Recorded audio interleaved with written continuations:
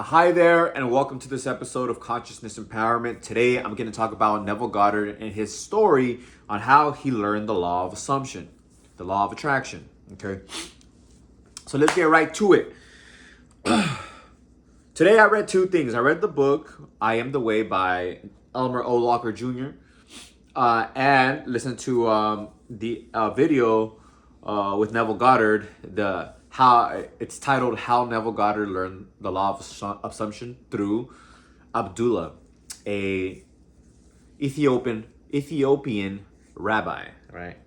A Jewish man from Ethiopia. So he's a black guy, a black Jewish man. I actually believe Jewish people, the original ones, are black or like very, very dark skinned like myself, because they Arabic and Hebrew, which are two languages that are from that area of the Middle East, or where Mesopotamia is at, or where that location is at. You know, the top right of Egypt and that area, you know, they are not white. Okay, so I want to point that out there. And Ethiopia is in Africa. Okay, let me know if I'm wrong. I don't think I am, but let's get to it. This is an Ethiopian guy taught Neville, because Neville at this time, he didn't have much money, and he wanted to go see his family in Barbados. Okay, so he tells him, I want to go to Barbados and see my family. So he tells him, you went to Barbados and you went first class. So I went to Barbados? Yes, you went to Barbados and you went first class. And he had already Neville knew about the law of assumption, because Abdullah was teaching him. So this is how he was teaching. So like a week or two passed by, and he said, hey, Abdullah, nothing has happened. I'm going to sleep in my bed as if I were in Barbados. Okay? Because he had told him, go to sleep on your bed as if you were in Barbados. Okay? Put there, here, and now. Okay? So he's falling asleep, sleeping in Barbados. Nothing has happened, and he goes to Abdullah. And so they're in his study, in his apartment. And so he tells him and he complains about this. So what he does, he says, you went to Barbados. Okay? You went to Barbados. He goes into the door. Okay? He goes to his study. Now he goes into his study and he slams the door shut. Bam! Neville's like, damn, that's not an invitation to go inside. So he's like, fuck it. I know this shit. He's like, fuck, in his mind, right? He's like, I know this shit. So he's going to sleep on Barbados. He's walking in New York but in his mind, he's in Barbados. Okay, he's feeling himself to be in Barbados. When he's going to sleep, and when he's awake, he knows that New York is north. Okay, I think northeast of Barbados, you know, separated by a body of water, the ocean. Okay, I believe it's the Atlantic Ocean, right? And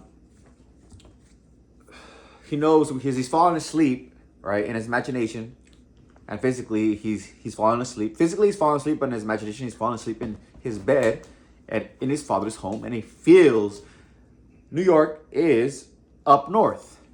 So he is not sleeping where his body is physically. He is sleeping where his mind is.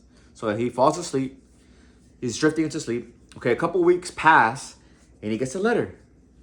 It's from his brother. It says like, hey Neville, I want your ass to fucking come to Barbados so we can have Christmas together. We haven't had Christmas together in a long time. I know your ass isn't making that much money right now, so I'll put $50 in this letter. And I already spoke to the boat company that will take you. Okay, take this letter to the boat company and explain to them what I have told you. All right. and I will pay for everything. They know that I will pay for everything. Don't pay for the tips. Just I will pay for everything and the tips. And the end, they know that this is gonna be what's gonna happen. Okay, and he goes right, and he gets his tickets, and then he tells Abdullah, "I got my tickets. I'm going to Barbados." And then he goes, "But I'm only gonna go into the like a lower class. I'm not going first class." And you know he wants. I don't know if they spoke about this before, but he tells Neville, "You went to Barbados and you went first class."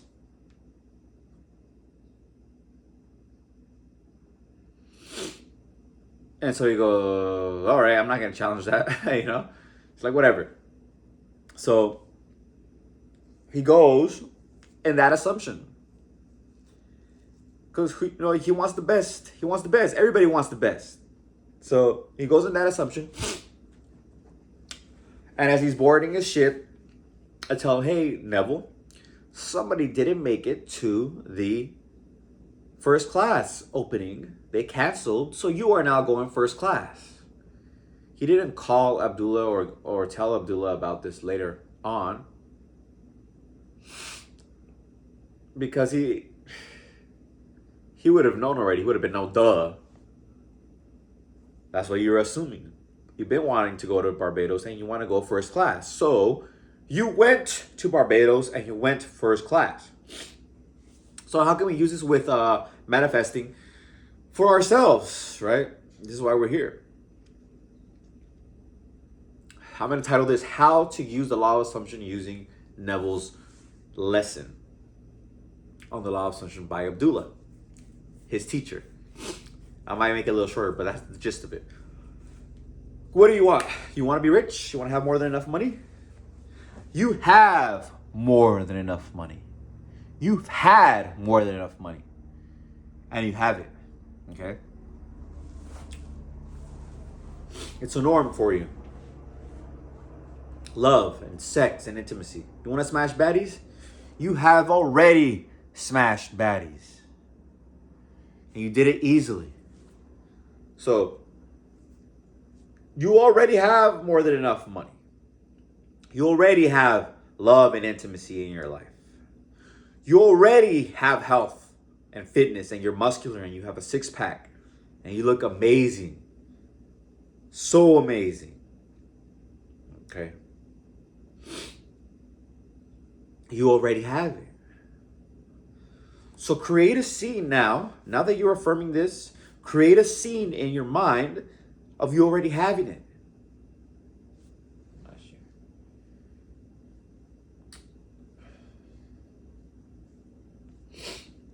I don't know if you heard him, but he kind of like cried a little bit. Maybe he wanted some attention.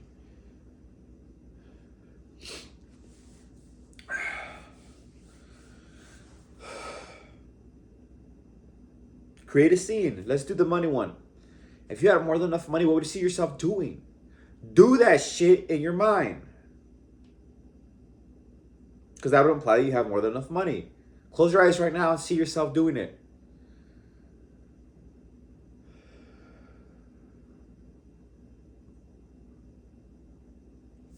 Two, health. What would it imply now that you have a six-pack? Maybe see yourself in front of a mirror with the physique, or somebody telling you, "Hey, nice physique, nice six-pack." Three. Okay, that's health as well, right? Three, love. What would you see if you already have a loving relationship? Will you wake up next to a baddie? Would you be working out, taking photos at the gym with the baddie?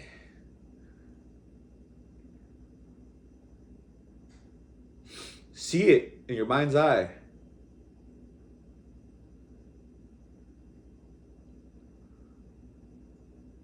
Would you be out at a restaurant or at a sports bar with this baddie? What would you be doing? Remember, you're living your life.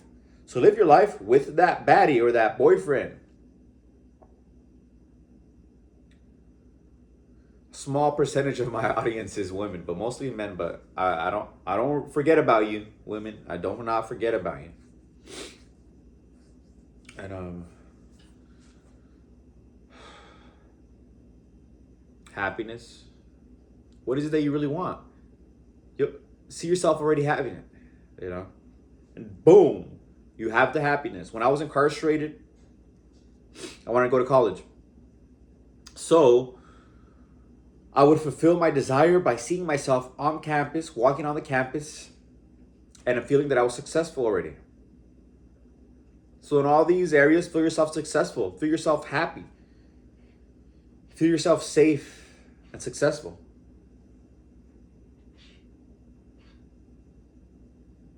Hey Destiny, what you doing, mama?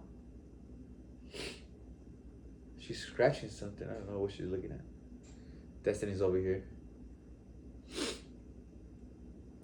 You guys can see her. So I'm gonna wrap this up, okay? She's right here. She's scratching the board of the bed for some reason. Oh, sorry, Papa. Sorry, Papa. I'm gonna smash his head.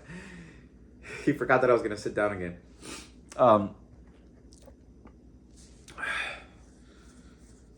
That's what Neville did. He assumed it. Okay. Vocally, because when Abdullah told me you went to Barbados and went first class, he told himself, I went to Barbados and I went first class. And then when he pictured something, he saw himself already in Barbados, sleeping in his father's home. Okay, most likely in his childhood bed. I'm not sure, but whatever helps you, in terms of getting to your goal. And he did it before he went to sleep. The thing here is you could do it morning, midday, night, and throughout the day. Here's a bonus tip, 2 bonus tips. Ask yourself, how do you feel now that you already did what you want? And you already have what you desire. How do I feel now that I have? Or how do I feel now that I already went? And then feel the feelings of it. Okay, then end it with the little quote. Thank you. Or, isn't it wonderful? Isn't it wonderful? Something amazing just happened to me right now. Something great just happened to me right now. That's a feeling of it already happened. You get into that feeling. I say it 2 or 3 times. Okay? And I know it's going to manifest. And if something that's manifesting in your life that you don't like, change it. Start doing the opposite. Earlier this week, I'm going to share this real quick because I know it's getting pretty long. There was like some hoodlums that I seen, right? And I could tell they're hoodlums because they're wearing all dark, they're vibration, they're up to no good. This is a park. What the hell are they doing here? Just sitting down, not doing nothing, immobile, just like this. They're just like this, hunchback, just sitting down. They're not doing shit. So I'm like, what the fuck? And then like I was like, whatever. Only good things happen to me. I just said, no matter what goes on, life is happening for me. It's just this feeling, right, that I give myself, okay? Because the first image you would react. If you don't have a strong mind, you would react. Oh no, hoodlums, gang members, whatever, thieves, thugs, whatever. So I'm like, whatever. Life is happening for me. Only good things happen to me. And I had my shirt off. I have RH because I was in a tag banging crew when I was growing up. And these guys were, hey man, where you from? I told them I don't bang, but I'm from a tagging crew. I used to be in a tagging crew. We don't even exist no more. And then those guys were like, oh, okay. But I could see their reactions, their vibration, and it kind of helped me with manifesting because this guy's like, he was angry. He was just yelling. I'm like, I wasn't, because my dog was relaxed. He was laid down on the floor. I'm like, oh, I'm so calm. Like, whatever. I wasn't threatened or anything by these guys. One guy was like more of a lower vibe. He was more depressed. He was like, oh, I'm from this crew or gang. I don't remember. I don't even remember what he said. It doesn't even, I don't give a fuck. It doesn't matter. And I just heard something about he said, a neighborhood in LA. I'm like, oh, okay, yeah, I met some guys from this type of gang when I was incarcerated back in the day. But yeah, man, nah, I don't do that stuff. I don't even know what you guys are talking about, They're like, I thought you were from this gang. I'm like, I don't even know, And I kind of laughed because they had this one gang, and I'm like, oh, that's a funny name. That's a good one, Like, all right, guys, later. But it's going back to my beliefs and now reacting to circumstance. Okay, I don't know how I started talking about this, but it's very, very important because if you don't like something, change it, right? Change it. That was my goal at the end of this video to, share that. If you don't like it, change it. I know that I wouldn't have liked saying, oh, these guys are bad. These guys are going to hurt me, something negative. No. Maybe for a second it came in, But I'm like, no, only good things happen to me. Life is happening for me. I am always safe. And I walked into that circumstance and that feeling, and it turned into that feeling. I actually laughed. You know, it was funny with the diss they made for some other game. And yeah, it is how it is. Okay? It is how it is. Meaning everything is based off of your assumptions and your beliefs. You don't like it, change it. I already explained to you how to change it. I love you. I hope you like this one. And make sure to like, comment, and subscribe. Comment, I'll comment back. And subscribe so the channel can grow and more can reach and my channel and gain this knowledge. I love you. Peace.